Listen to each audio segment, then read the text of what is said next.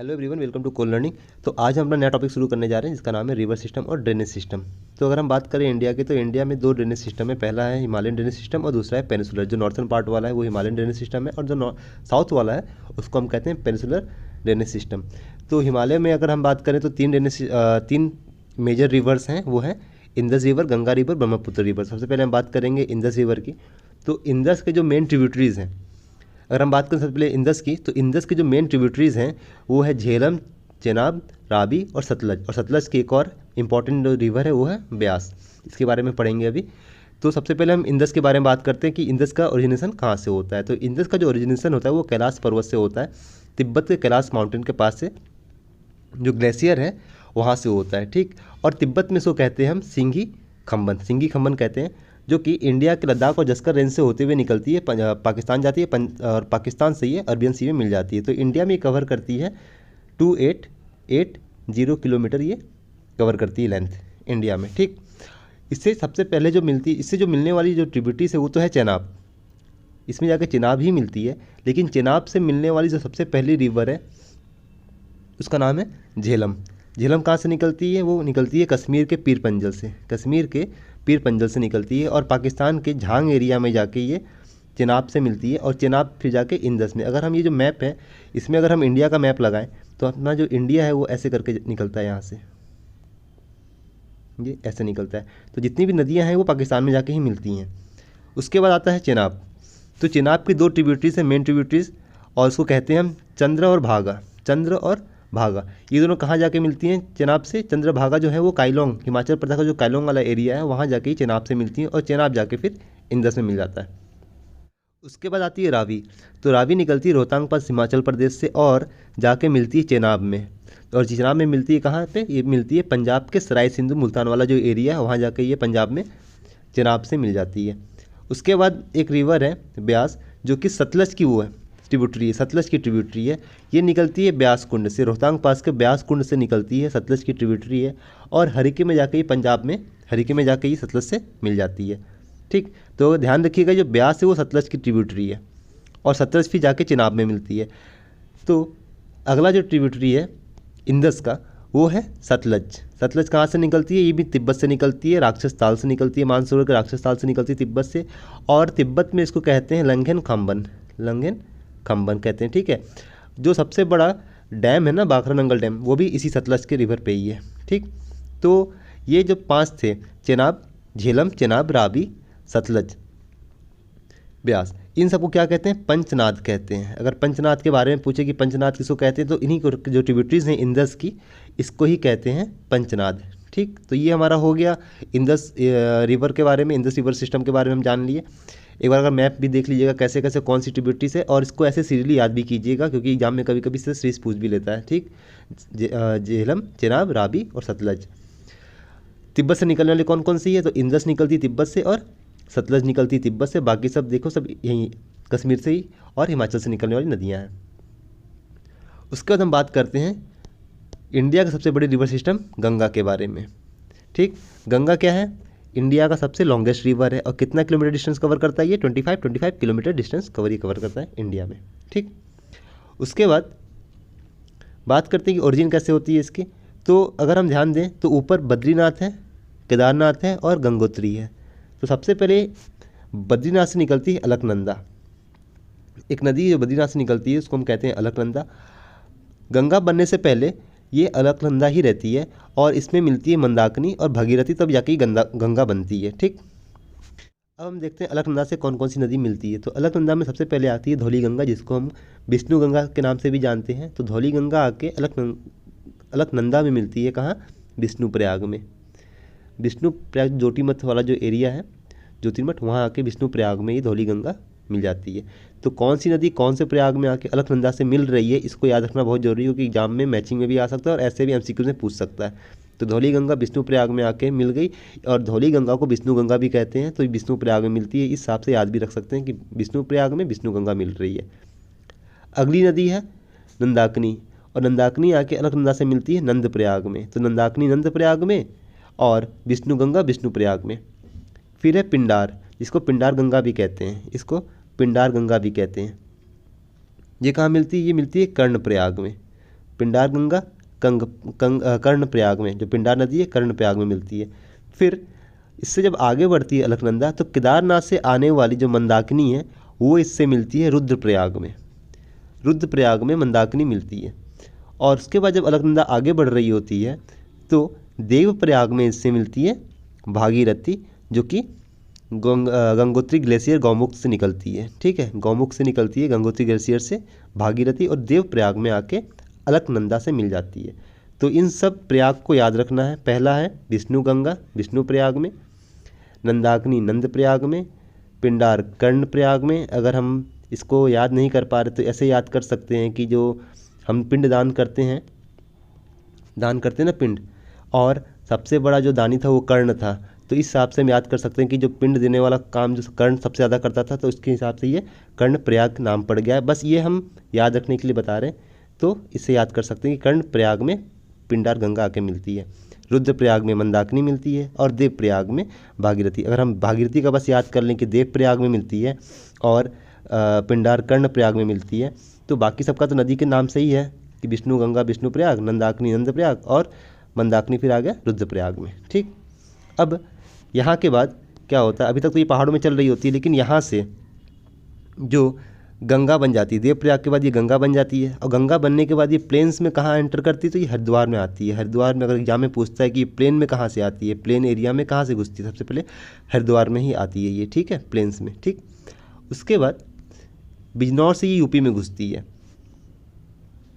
जो गंगा नदी है यूपी में कहाँ से घुसती है, तो वो बिजनौर से घुसती है। ये इंपॉर्टेंट है, याद रखिएगा, यूपी में घुसती है ये बिजनौर से। एग्जाम में पूछते हैं बिजनौर डिस्ट्रिक्ट से यूपी में घुसती है। और जब ये घुसती है तो इसकी जो मेन ट्रिब्यूटरीज है लेफ्ट साइड वाली, लेफ्ट ट्रिब्यूटरीज में जो मेन रिवर्स है वो कौन कौन सी, अब लेफ्ट कैसे पता चलेगा लेफ्ट कौन है, तो जिस तरफ नदी जा रही होती है उसका लेफ्ट और राइट देखते हैं, तो इसका लेफ्ट ये होगा और राइट ये होगा। तो लेफ्ट ट्रिब्यूटरीज जो है सबसे पहली है वो है रामगंगा, उसके बाद है गोमती, घाघरा, गंडक, कोसी, महानंदा। तो ऐसे याद रख सकते हैं, रामगंगा, गोमती, घाघरा, गंडक, कोसी, महानंदा। अगर स्पीड में हम याद कर लेंगे 2-3 बार तो भी याद हो जाएगा ये। तो सबसे पहले हम देखते हैं रामगंगा कहाँ से निकलती है। रामगंगा जो है वो गढ़वाल हिल से निकलती है और कन्नौज में आके, यूपी के कन्नौज में आके ये गंगा में मिल जाती है। उसके बाद है गोमती, तो गोमती पुलर लेक पीलीभीत से निकलती है और गाजीपुर, यूपी के गाजीपुर में जाके ये गंगा से मिल जाती है। अपनी यही वाली गोमती जो लखनऊ में है यही है, और ये जाके गाजीपुर में गंगा से मिल जाती है। उसके बाद हम बात करते हैं घाघरा की। तो घाघरा को गंगा में मिलने से पहले इसे शारदा मिलती है और राप्ती मिलती है। तो और ये जो शारदा है ये भी निकलती है नेपाल से, और ये घाघरा खुद नेपाल से निकल के आती है। तो नेपाल से निकल के जब ये आती है सबसे पहले से राप्ती मिलती है और यहाँ इसको मिल जाती है शारदा, और उसके बाद छपरा में जाके गंगा में मिल जाती है। तो घाघरा कहाँ मिलती है, छपरा में जाके मिलती है। उसके बाद आती है गंडक, गंडक निकलती है नेपाल के हिमालय रीजन से और आके सोनपुर बिहार में आके गंगा में मिलती है ये। उसके बाद है कोसी, कोसी को सोरो ऑफ बिहार भी कहते हैं, सोरो ऑफ बिहार भी कहते हैं। क्यों कहते हैं, क्योंकि हर साल कोसी की वजह से ही बिहार में बाढ़ आता है। जब नेपाल की तरफ से पानी छोड़ा जाता है तो वो कोसी के रास्ते ही बिहार आती है, और बिहार में हर साल इस कोसी की वजह से बाढ़ आ जाती है, काफ़ी नुकसान होता है, इसलिए इसको कहते हैं सोरो ऑफ बिहार। ठीक, तो ये चंपारण वाले एरिया में आके यहाँ मिल जाती है, इससे क्या बोलते हैं, इसको गंगा से मिल जाती है।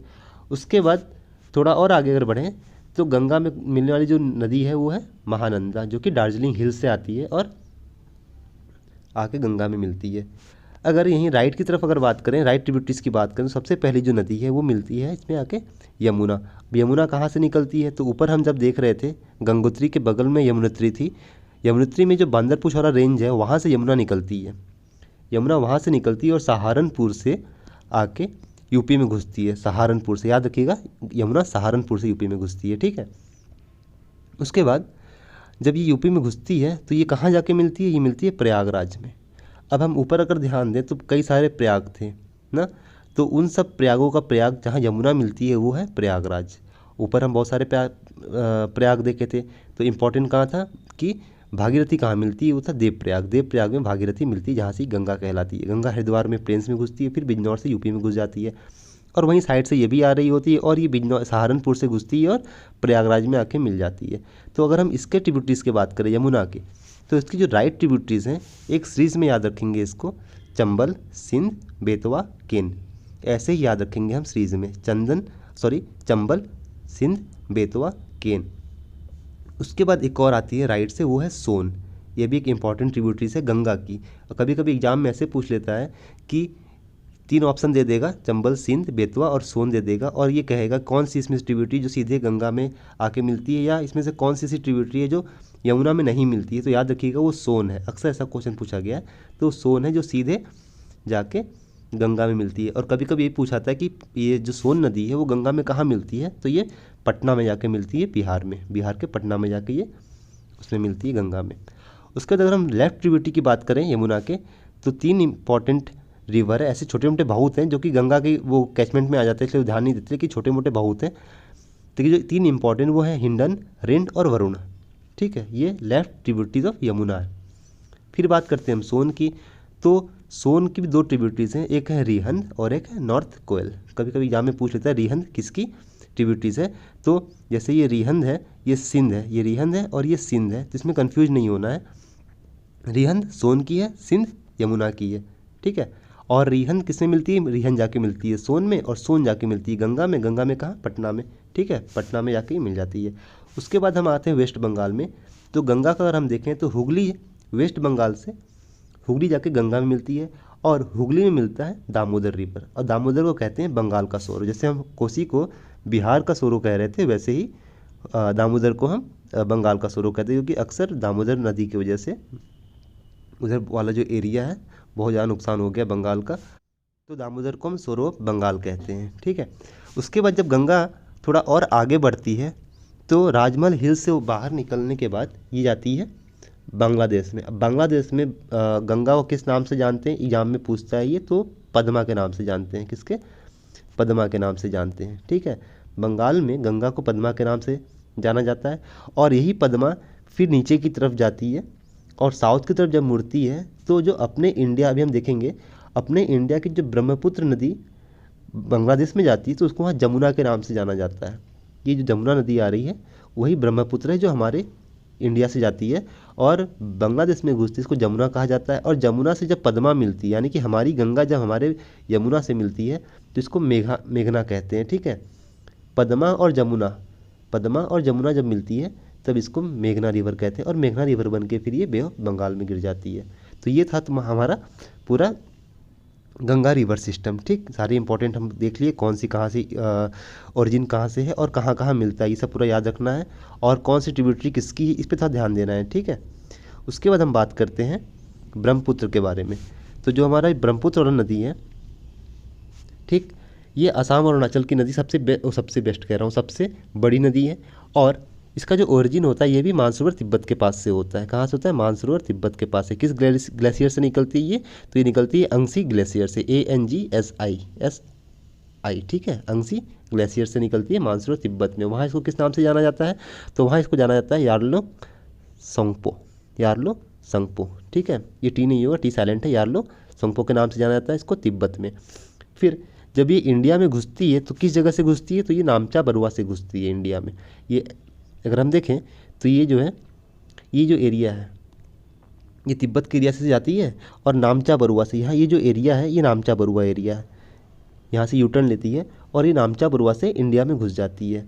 ठीक, तो इंडिया में जब ये घुसती है तो उसका नाम होता है सियांग और दिहांग। कहीं सियांग लिखा रहेगा, कहीं दिहांग लिखा रहेगा, तो यहाँ सियांग लिखा हुआ है। इसको उस टाइम सियांग कहा जाता है जब ये इंडिया में घुसती है। जब ये आगे बढ़ती है तो इसकी एक लेफ्ट ट्रिब्यूटरी से मिलती है जो जिसका नाम होता है लोहित और दिहांग। तो लोहित और दिहांग रिवर से मिलने के बाद इसको ब्रह्मपुत्र कहा जाता है। अरुणाचल में ये सियांग होती है, जब ये आसाम में एंटर करती है, दिबांग और लोहित से मिलती है, तब ये ब्रह्मपुत्र कहलाती है।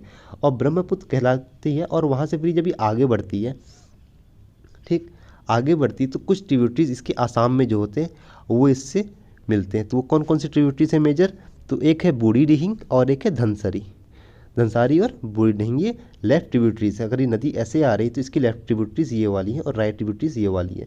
तो लेफ्ट ट्रिब्यूटरीज में इंपॉर्टेंट जो है वो है बूढ़ी डिहिंग और धनसारी।